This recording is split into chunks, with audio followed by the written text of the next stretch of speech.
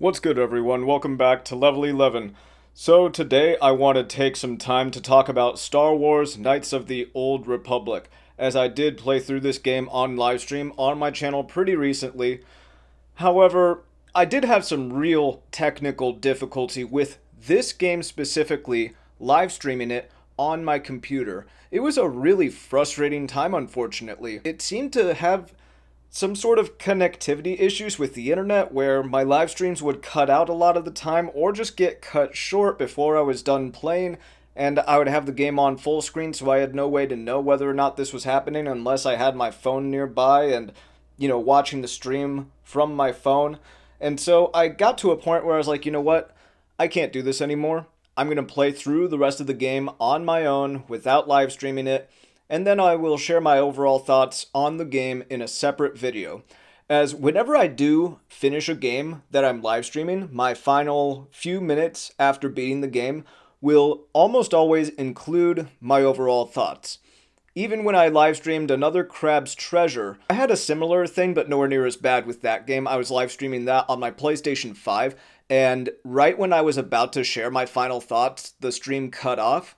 So I did another episode just dedicated to my overall thoughts. Now, I'm not doing that here because it's a different situation where, I stopped at part 11 and that was like about 75% through the game. Whereas another Crab's Treasure, literally, the credits were rolling as it got cut off. So I was like, it's good. I'll just do the fight over, share my thoughts, wrap it up. Anyway, to kind of give you an idea of where I am with the Star Wars franchise as a whole, I like Star Wars. I do. If I were to give you a tier list of intellectual properties, that span video games and movies and TV shows and books and stuff like that, I would say that Star Wars fits comfortably in A tier, with an asterisk being that if you don't include the Disney Star Wars trilogy. I never saw episode 9, I hated episode 8, episode 7 was mid at best, but I like The Mandalorian, I like the original trilogy, I like the prequel trilogy, I like the Clone Wars series, the 2D and the 3D series both. I've played the occasional Star Wars game, and overall I would say that Star Wars is an A-tier intellectual property if we're leaving all the bad shit out. And other things that fit in there comfortably for me would be, again, if you leave all the bad shit out, the Harry Potter intellectual property, God, what's the name of the Newt Scamander Fantastic Beasts series? No Fantastic Beasts. Pokemon without all the crappy recent games, I would say those are also comfortably in A tier. If we include all the bad stuff, move all of those down to B tier. Yeah, same with Avatar Last Airbender. That would be an A tier if we're just including that. You include Legend of Korra, move it down to B tier. The only thing that really, is above the A tier for me is The Lord of the Rings. I love The Lord of the Rings. It's basically perfect in my opinion. Certain Zelda games I would put in there, but if we're talking the entire Zelda series, I'd probably put that at the top of A tier. But anyway, I'm kind of just ranting at this point. I should probably do a separate video on that. Even though this is a gaming-centric channel, I would like to include other IP for that video specifically, if I were to end up doing it. That being said, this is just to give you an overall picture of how much I enjoy Star Wars. I think Star Wars is a lot of fun. Anyway, let's move on. Now, to clarify, we do have a couple things I want to get out of the way, just to let you guys know. This is going to be a pretty quick video, just on my overall impressions. I will not be going very deep into detail about the entirety of my experience with this game. It is good, but I'm not trying to make another 30-minute video like I did with Lies of P Overture. Even though I'm not going to be doing that, there is one key point that I will be spoiling in this video. Do not continue watching if you haven't played the game and haven't had it spoiled for you yet. There is a big twist in the game, and I am going to be talking about that big twist. So beware. Just a quick thought on overall what I think of the game. In the concept of itself, I think that BioWare plus Star Wars is kind of a match made in heaven. Now this, when I say BioWare, I'm talking about BioWare before Mass Effect Andromeda. I'm talking about BioWare specifically with Casey Hudson and Drew Karpyshyn. Those are the two lead guys who were in charge of the writing for Mass Effect 2, and Mass Effect 3, and they were also clearly big components to the quality of this game. And if you played Mass Effect but haven't played Knights of the Old Republic, when you do play Knights of the Old Republic, this will show in the writing, particularly for world building and for characterization. So it is basically a match made in heaven. That was kind of my overall first impression as I was getting a few hours into the game, and that still stands by the time I had finished the game.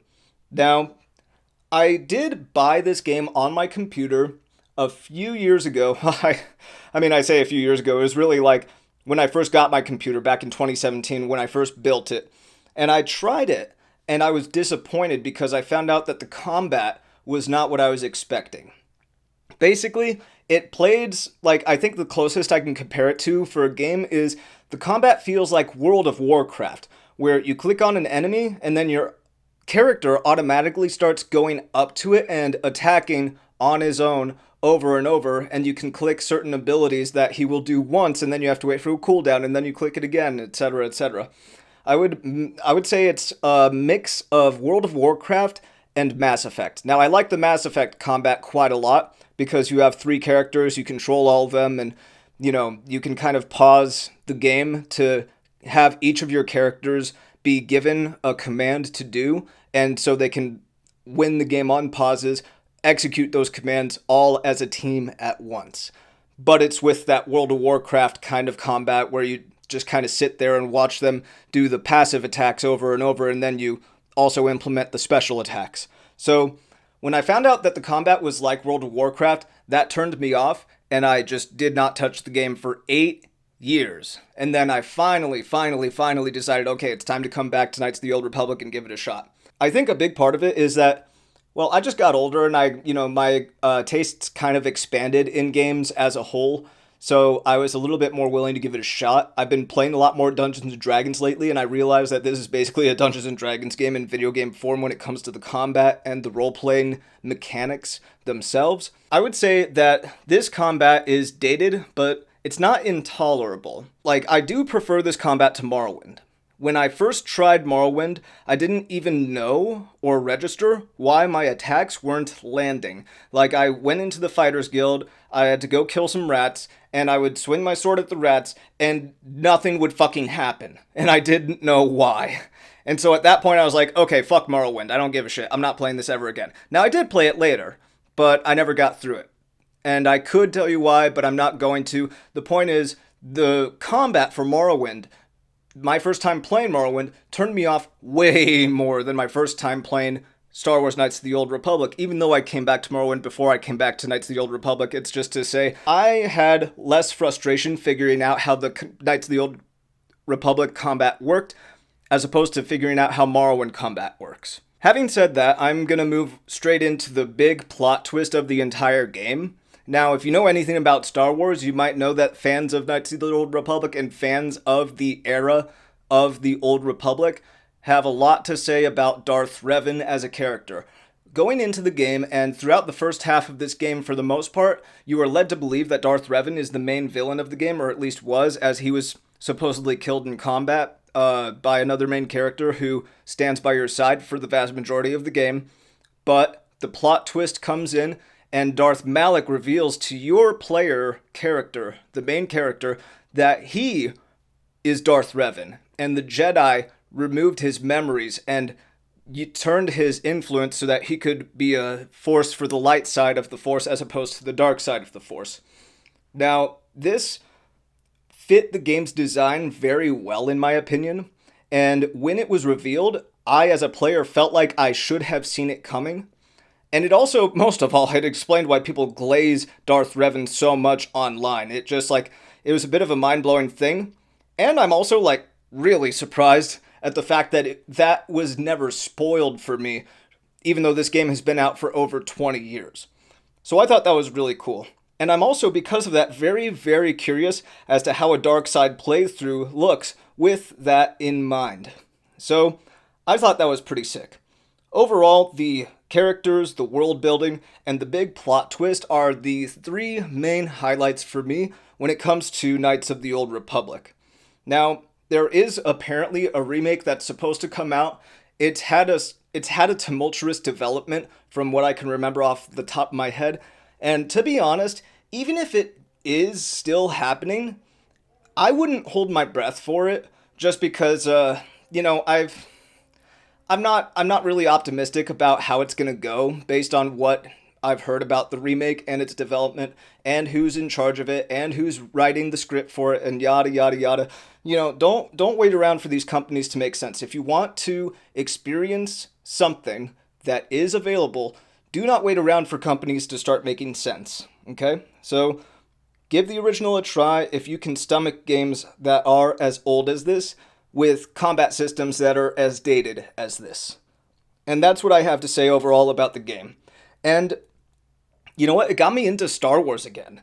No, seriously, like I watched the prequel trilogy again after playing this game. I'm watching the Clone Wars animated series right now. I just bought a bunch of fucking lightsabers because they're fun. Star Wars is fun.